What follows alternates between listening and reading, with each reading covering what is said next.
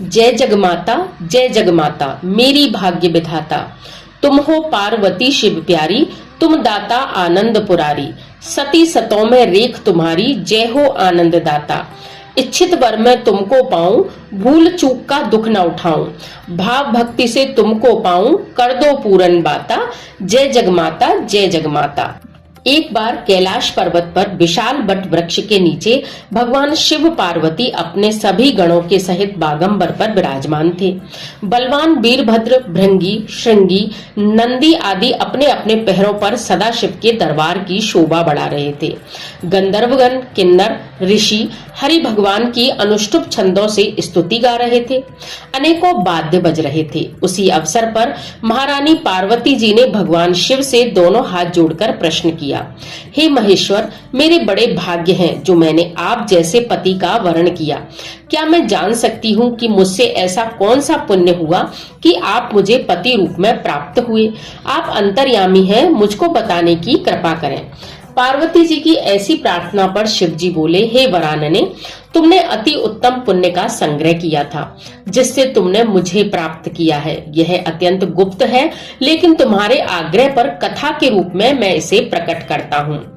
तो भाद्रपद माह के शुक्ल पक्ष के तीज का व्रत हरितालिका व्रत, केवड़ा तीज व्रत या कजली तीज के नाम से प्रसिद्ध है।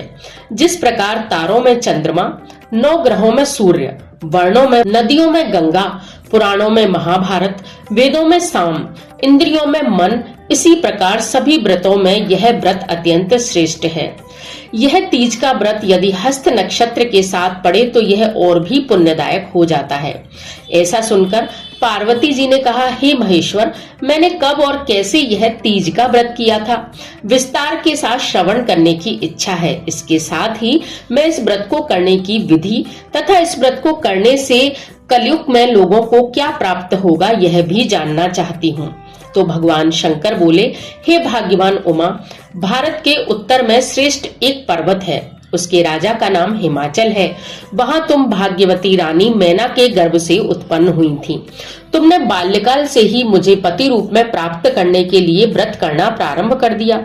कुछ बड़ी होने पर तुमने हिमालय की दुर्गम गुफाओं में जाकर मुझे पाने हेतु भयंकर तप किया। तुमने ग्रीष्म काल में बाहर चट्टानों पर आसन लगाकर तप किया, वर्षा काल में बाहर पानी में तप किया, शीतकाल में पानी में खड़े होकर मेरे ही ध्यान में लगी रहीं। इस प्रकार 6 कालों में तपस्या करके भी जब तुम्हें मेरे दर्शन न मिले तब तुमने ऊर्ध्वमुख होकर केवल वायु का ही सेवन किया। वृक्षों के सूखे पत्ते खाकर इस शरीर को क्षीण कर लिया। ऐसी तपस्या में तुम्हें लीन देखकर महाराज हिमाचल को अत्यधिक चिंता हुई और वह तुम्हारे विवाह हेतु वर को ढूंढने लगे। इसी सुअवसर पर महर्षि नारद जी उपस्थित हुए। राजा ने हर्ष के साथ नारद जी का स्वागत व पूजन किया और उपस्थित होने का कारण जानने को इच्छुक हुए। नारद जी ने कहा, राजन, मैं भगवान विष्णु के द्वारा भेजा गया हूँ। मैं चाहता हूँ कि आपकी सुंदर कन्या को योग्य वर प्राप्त हो। आपकी जैसी कन्या के लिए भगवान विष्णु ही श्रेष्ठ वर होते हैं। राजा हिमाचल ने कहा, महाराज, मेरे सौभाग्य हैं जो मेरी कन्या को विष्णु जी ने स्वीकार किया है। मैं अवश्य ही उन्हें अपनी कन्या उमा का वाकदान करूंगा, अर्थात कन्यादान करूंगा। यह सुनिश्चित हो जाने पर नारद जी ने बैकुंठ पहुंचकर श्री विष्णु भगवान से पार्वती जी के विवाह का होना निश्चित सुनाया। इधर महाराज हिमाचल ने वन में पहुंचकर पार्वती जी से भगवान विष्णु से विवाह होने का समाचार दिया। ऐसा सुनते ही पार्वती जी को महान दुख हुआ और वह दुख से विह्वल होकर अपनी सखी के पास पहुंचकर रोने लगी। उनको रोता देखकर उनकी सखी ने कहा, तुम्हारी इच्छा क्या है? तो पार्वती जी ने कहा, मैं शिव को ही वरण करूंगी, अर्थात शिव से ही विवाह करूंगी। तो उनकी सखी ने कहा, मैं तुम्हें ऐसी गुफा में तपस्या के लिए ले चलूंगी जहां तुम्हें महाराज हिमाचल भी न ढूंढ सकेंगे। ऐसा कहकर तुम्हारी सहेली तुम्हें हिमालय की गहन गुफाओं में लेकर विलीन हो गई। तब महाराज हिमाचल घबराकर पार्वती जी को ढूंढते हुए बिलाप और कहने लगे, मैंने विष्णु भगवान को वचन दिया है, वह कैसे पूर्ण होगा? यह कहकर वे मूर्छित हो गए। तत्पश्चात सभी नगरवासियों ने साथ मिलकर महाराज के साथ वनों में पार्वती जी को देखा और समझ लिया कि या तो पार्वती जी को व्याघ्र खा गया है, अथवा सर्प ने डस लिया है, अथवा कोई राक्षस उन्हें हर कर ले गया है। उस समय तुम अपनी सहेली के साथ ही गहन गुफा में पहुंचकर बिना जल तथा अन्न के मेरे व्रत को आरंभ करने लगी। उस दिन भाद्रपद मास की तृतीया शुक्ल पक्ष और हस्त नक्षत्र था। मेरी पूजा के फलस्वरूप मेरा सिंहासन हिल उठा और मैंने आकर तुम्हें दर्शन दिया और तुमसे कहा, हे देवी, मैं तुम्हारे व्रत और पूजन से अत्यंत प्रसन्न हूँ, तुम अपनी कामना का मुझसे वर्णन करो। इतना सुनकर तुमने लज्जित भाव से प्रार्थना की कि आप अंतर्यामी हैं, मेरे मन के भाव आपसे छुपे नहीं, मैं आपको पति रूप में चाहती हूँ। ऐसा सुनकर मैं तुम्हें एवमस्तु इच्छित पूर्ण वरदान देकर अंतर ध्यान हो गया।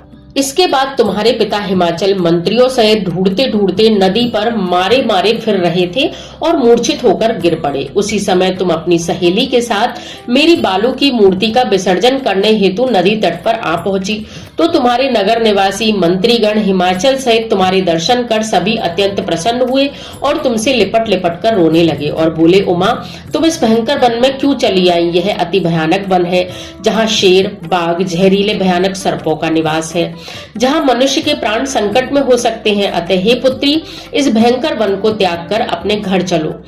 पिता के ऐसे कहने पर तुमने कहा, पिताजी, मेरा विवाह तुमने भगवान विष्णु के साथ स्वीकार किया है, इससे मैं इसी वन में रहकर अपने प्राण विसर्जन करूंगी। ऐसा सुनकर महाराज हिमाचल अत्यंत दुखी हुए और बोले, प्यारी पुत्री, तुम शोक मत करो, मैं तुम्हारा विवाह कदापि भगवान विष्णु के साथ न करूंगा। तुम्हें जो अभिष्ट वर है मुझे वही बताओ, मैं उन्हीं सदाशिव के साथ तुम्हारा विवाह करूंगा। अब तुम मुझ पर अति प्रसन्न होकर घर चलो। सहेली के साथ नगर में उपस्थित होकर अपनी माता अन्य सहेलियों से मिलती हुई तुम वापस आ गई। कुछ समय बाद शुभ मुहूर्त में तुम्हारा विवाह वेद विधि के साथ महाराज हिमाचल व महारानी मैना ने मेरे साथ कर पुण्य का अर्जन किया। हे सौभाग्यशालिनी, जिस सहेली ने तुमको हरण कर हिमालय की गुफा में रख मेरी प्राप्ति का व्रत किया, इसी से इस व्रत का नाम हरितालिका तीज पड़ा, क्योंकि यह हरण करके किया गया व्रत था। यह व्रत सब व्रतों में। इस प्रकार सुनकर माता पार्वती जी ने कहा, प्रभु, आपने मेरे मिलने की सुखद कथा सुनाकर मुझे प्रसन्न तो किया, पर इस व्रत के करने की विधि व इसका फल नहीं सुनाया। कृपा करके मुझे इसके करने की विधि व फल भी सुनाइए। इतना सुनकर भगवान सदाशिव ने कहा, प्रिय, इस व्रतराज का फल सुना रहा हूँ। यह व्रत सौभाग्यशाली नारी व पति चाहने वाली कन्याओं को करना चाहिए। यह व्रत भाद्रपद मास के शुक्ल पक्ष की द्वितीया को ही आरंभ कर दिया जाता है। यह व्रत निराहार अथवा फल आहार लेकर अथवा निर्जला होकर किया जाता है। इसमें भगवान शिव पार्वती की बालू रेत की अथवा सुवर्ण की प्रतिमा स्थापित करके इस व्रत को किया जाता है। इसमें वैदिक मंत्रों से स्तुति गान, वाद्य, शंख इत्यादि बजाकर रात्रि जागरण करना चाहिए। भगवान शिव के पूजन के बाद फल, फूल, पकवान, लड्डू, मेवा, मिष्ठान तथा विभिन्न प्रकार की भोग सामग्रियां अर्पित करनी चाहिए। इसमें विशेष रूप से केवड़े का फूल भगवान शिव पर चढ़ाया जाता है और उसे सूंघ कर इस व्रत को धारण किया जाता है।